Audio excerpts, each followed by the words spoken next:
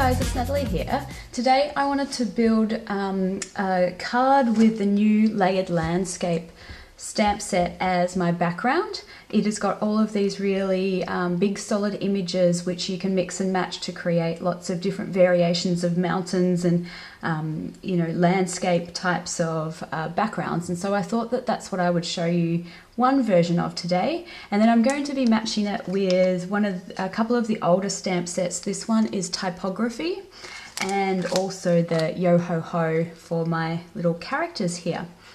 But the main thing I wanted to just journey through with you today is how to create this background. I want to create lots of layers on my background here. I'm just starting off with a 4.5 by 5.5 piece of paper, and this is a watercolor paper. It's not a very good quality watercolor paper, I have to say, so I won't mention any brands, but I'm using it today because it's not, the reason I say it's not a very good watercolor paper is because it doesn't tend to really let the watercolors run. It does tend to act a little bit more just like ordinary paper and kind of just let the colors like soak into it. But for what we're doing today, I thought it would actually be a good sort of happy medium because we don't want our paper to become too wet. And I'll show you, this will all become a little bit more obvious as we go along. What I'm starting off with to begin with is this larger piece that's right down the bottom of the stamp set. And this is scrap paper, this is any color ink, this is messy stamping. It doesn't really matter. What I'm just trying to achieve here for this one is that I'm making a mask.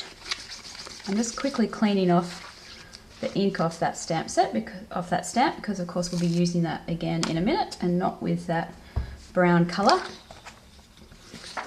And I'm going to just quickly cut out the outline of this, and this will be one of our masks, as I said. I'm thinking of building up a bit of a beach scene down the bottom before we hit the mountains in the background, if you like. So don't throw away this piece as well, because this will become useful later on. So what I want to begin with is to stamp the actual beach, so the yellow sandy color. And I'm going to use a stamp positioning tool. I've got my mini Misty here because I just, especially with these big larger stamps, I guess in a way I don't necessarily trust my stamping to become good enough on the first go, even with the technique that I'm going to show you. So this is a just in case. The stamp positioning tool is a just in case, so you don't need to use it. And what I'm doing is popping my mask where I want to mask off the place where I'm going to put the water, the beach. And then this one is going to become my sandy beach part. So I'm going to stamp this one.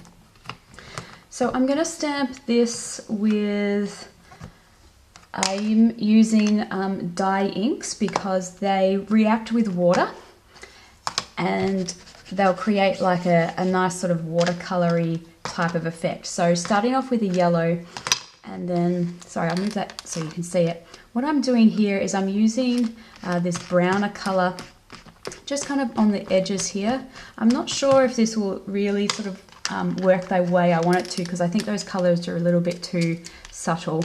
And then I'm just giving it a quick spritz with water and pressing it down.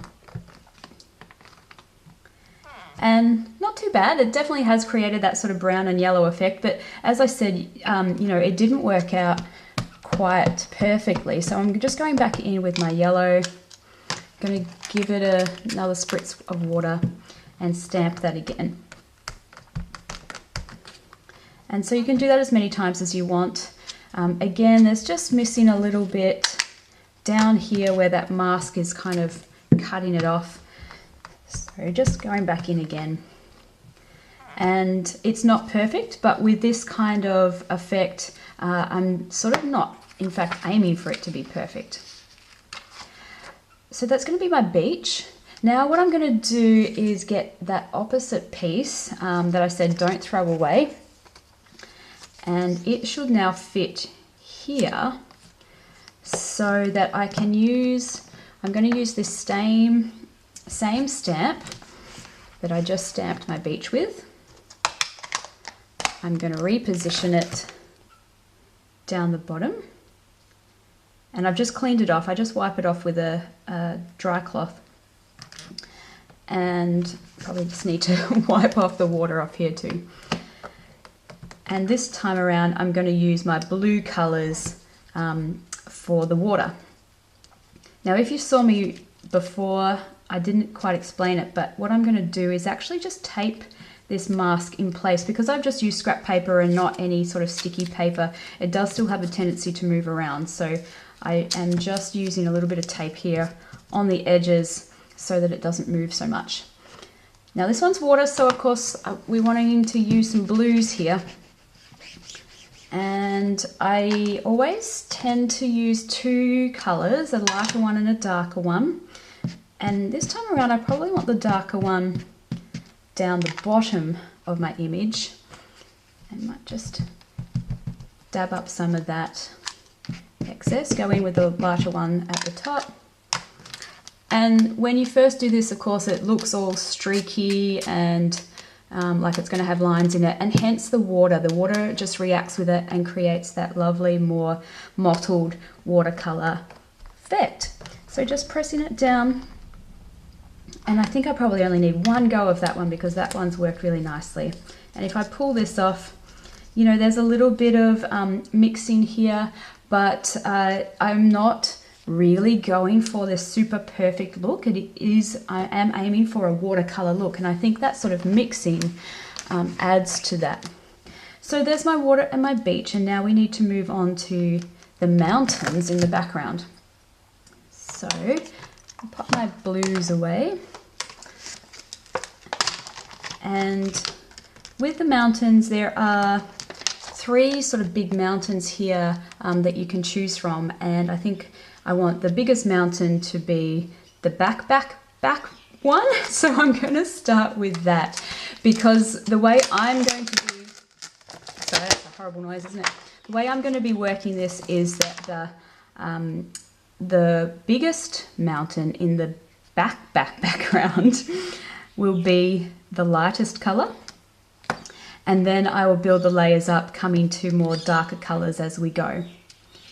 I just move that one over there so that my stamp fits a little bit nicer here.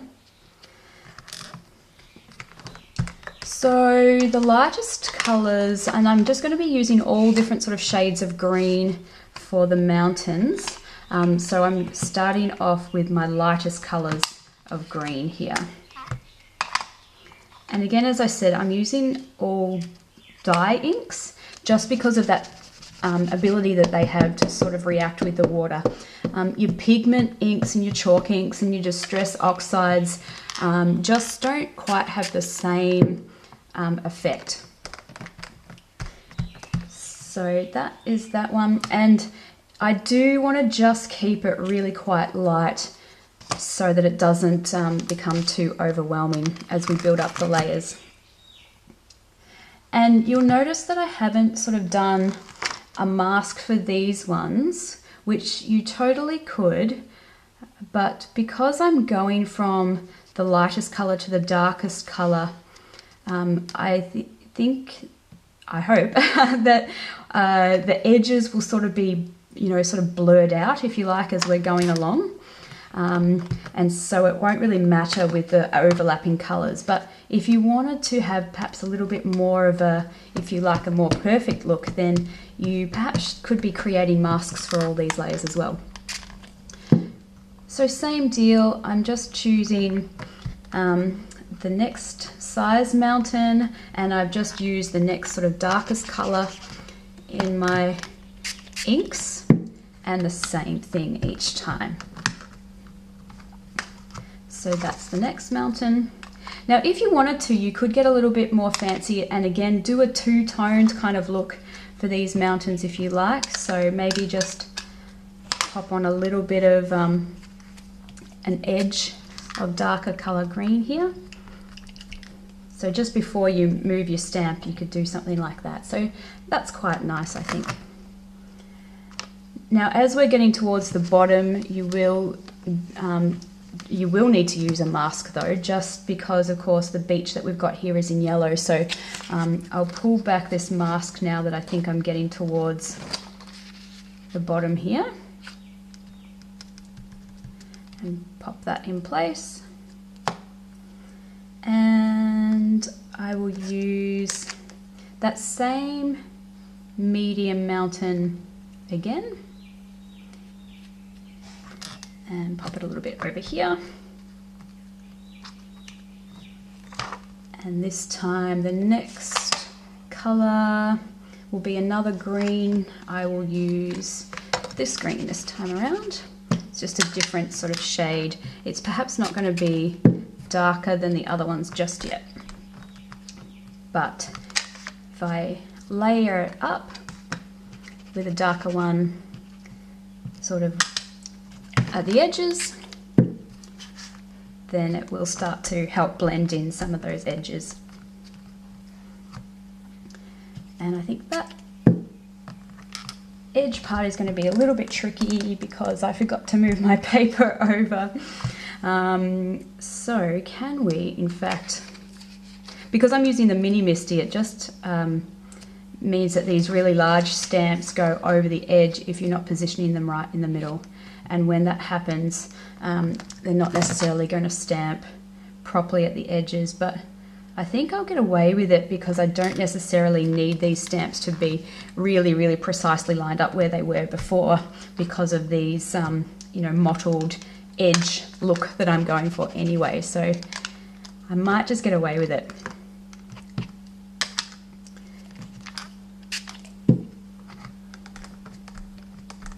And of course, there are no mistakes in art, we always say. So I can pretend that that's the kind of look that I was going for, right? Or we can cover it up with a character or something later on.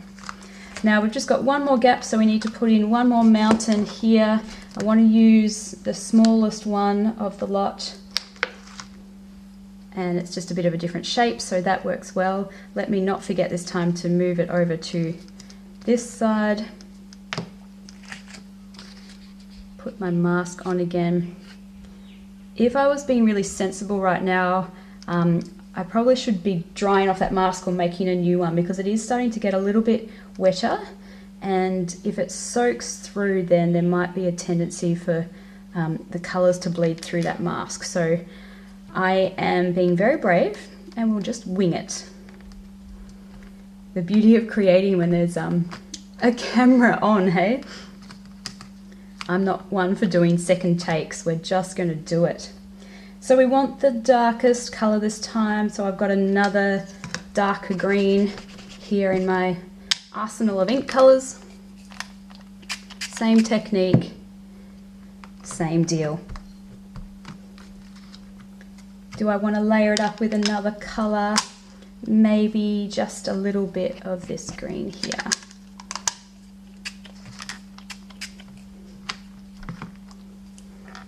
And there we go. So that is going to be sort of my background. It's very watercolour effect-y. So as I keep on saying, I know I'm sort of repeating myself, but it's not, we're not going for perfect lines. We're going for, I call it the arty look. And I think the arty look is the best excuse for having messy drawings or paintings. So there we go. What I'm going to do, of course, now with that is let it dry. And then I thought I might just even get, I'm just debating about it because I do kind of like the way that this is looking here, but I did have this idea that in the sea, I could even just stamp a little bit of this typography pattern to make it look like waves. I might just sort of leave it for now and just debate about that as I go on with the card. In fact, the way I'm thinking is maybe I want to wait until it's completely dry and then do maybe some white embossing for those little typography lines. Just thinking. I'm going to move on The way that I wanted to finish off this background is just to use, there's these cute little birds in here. You could definitely put the sun in there, but I want to use these birds, and I think we can get away with just popping them on a stamp block this time, rather than necessarily having to get the Misty out again. There's 3 birds in there. I'll just start off with 3. Sorry, there's 4 birds. Did I say? There's 4 birds in the stamp set. And we want to put them in maybe a colour like this one. Just like that, just to add a little bit of interest there in the sky. And then I've gone ahead and I've cheated a little bit by already stamping from the Yo Ho Ho set. I've stamped out the boy pirate and his cat. And I know it doesn't quite make sense because he'll kind of be standing in the ocean, but maybe I can position him up here a little bit, but I'll play around with that placement because I want to make this into a birthday card for a little boy, and he has a cat, so I thought we definitely need to use the cat and the pirate. And then I also want to use the sentiment out of that typography stamp set, which says, "Blessed are the curious, for they shall have adventures." Even though that's clearly not a sort of traditional birthday greeting, I thought that might just be cute, and that will fit up here nicely. So yeah, I think I definitely do want to put something down here, otherwise it might just look a little bit plain. So I'll work on that after it's dry. I'm going to stamp the sentiment on there. I'm going to finish colouring the little boy, and of course I've done the cat, and then I will ultimately of course mount this on a card base. I don't think you necessarily need to see me do all those steps because you know how to do those things, so I will just come back in a little second with the finished product and show you what I've done. So here it is. This is what I ended up doing.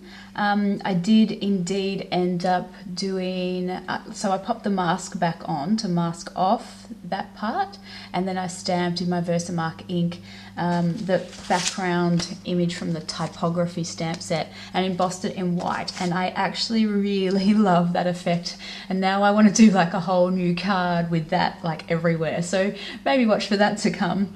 I ended up stamping in navy ink the sentiment from that same typography stamp set, and then of course added my little pirate and my pirate kitten as well, which is so cute, and managed to even make them stand a little bit in the sand so they're not quite standing in the ocean. You can see that there are some little gaps left in my background, and whilst I'm okay with that, you could definitely easily fix that as well by just using so turning your inks into a bit of water paint. So the way I do that is, you know, I get my ink pad, I get an acrylic block, and I just pop some ink onto it. You can see that, and then I'll use a water brush to pick that paint up, and it, you know, it makes it into paint. And then you could paint in those little gaps if you wanted a bit more of a perfect background. But I do kind of like this idea of the messy, loose watercolors. It looks a bit like a water painting to me, and then you've got the nice clear images on top. So I like that, but you know, pick and choose how you would prefer it to go. You know, you can change the colors, you could change the way the mountains are arranged. I think this stamp set is so versatile for so many themes. And of course it has its own sentiments in there, which fit some really nice encouraging themes, or perhaps even some condolences cards. So this is a really great stamp set to add to your collection. There are lots of techniques you could do with that. I've shown you one today. I hope that maybe you've learned something, and maybe I can inspire you to go and try something like this, and to use this layered background for a new project that you've got going on today. I will see you again. In the meantime, get creative.